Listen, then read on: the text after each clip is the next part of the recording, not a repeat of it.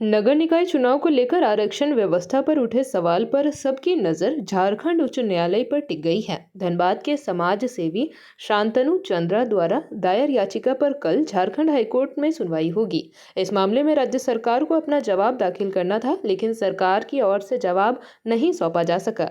इसके बाद माननीय न्यायालय ने अगली सुनवाई की तिथि 7 जनवरी निर्धारित की है और राज्य सरकार को स्पष्ट जवाब देने का निर्देश दिया गया है। वहीं मीडिया से बात करते हुए याचिकाकर्ता शांतनु पासवान का कहना है कि राज्य सरकार नगर निकाय चुनाव कराने की पूरी तैयारी कर चुकी है, लेकिन आरक्षण को लेकर स्थिति स्पष्ट नहीं है। सरकार ने कोर्ट को यह जानकारी दी है कि नगर निकाय चुनाव आबादी के आधार पर कराए जाएंगे, जिसमें अनुसूचित जाति और अनुसूचित जनजाति को अलग अलग दर्जे में आरक्षण दिया जाएगा।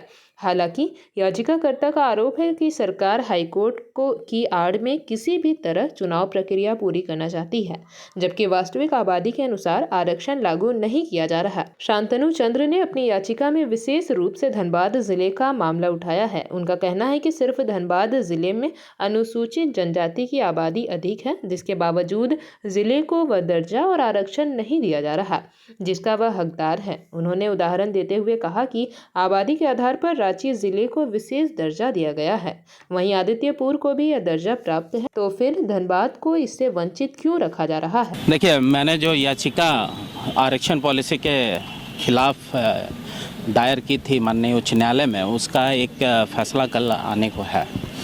तो मुझे लगता है कि सरकार ने पहले जो रोटेशन के सिद्धांत पे हमें अनुसूचित जाति वर्ग को रांची से फेंका, उसके बाद इन्होंने जो पॉलिसी बनाई उसके अनुसार जो धनबाद, जो पूरे राज्य में 10 लाख से ऊपर की आबादी वाला जो महानगर कहलाता है रांची और धनबाद, पहले इन्होंने रांची से हमें फेंका, फिर ये धनबाद से फेंकने की प्रक्रिया में थी। तो गजट को जब अध्ययन करने के बाद मैंने देखा कि इनकी ये साफ मंशा दिख रही है, तो मैंने जो याचिका दायर की थी उसका कल फैसला माननीय उच्च न्यायालय के अधीन है और वो कल आने वाला है। तो मुझे ऐसा लगता है कि हम जिनके शरण में गए हैं, माननीय उच्च न्यायालय के जो शरण में गए हैं, क्योंकि राज्य सरकार जो हमें लगता है कि जिस वर्ग को कॉन्स्टिट्यूशनल राइट और प्रोटेक्शन जिसे देना चाहिए थे उसे ना दे करके है, उसे वंचित रखने के लिए ये तत्पर थी। तो माननीय उच्च न्यायालय से हमें लगता है कि वो हमारा सम्मान करेगी, ऐसा हमें प्रतीत हो रहा है, क्योंकि 2 बार 2 डेटों में देखा गया कि इन्होंने कोई भी अपने तरफ से जो जवाब माननीय उच्च न्यायालय को दाखिल नहीं किया। तो इसके पीछे जो साफ मंशा है वो टाइम बाई करने की इनकी पूर्ण रूप से मंशा है और कहीं ना कहीं हमें गुमराह करके ये इलेक्शन कराने की और बढ़ रहे हैं। तो अब देखा जाए कि कल जो है ये एक ऐतिहासिक फैसला अनुसूचित जाति वर्ग जो पूरे झारखंड में निवास करता है और धनबाद में सर्वाधिक निवास करता है, उनके पक्ष में आएगा, ऐसा प्रतीत हो रहा है। तो आपको क्या लगता है कि आपके पक्ष पे ये आएगा इस बार?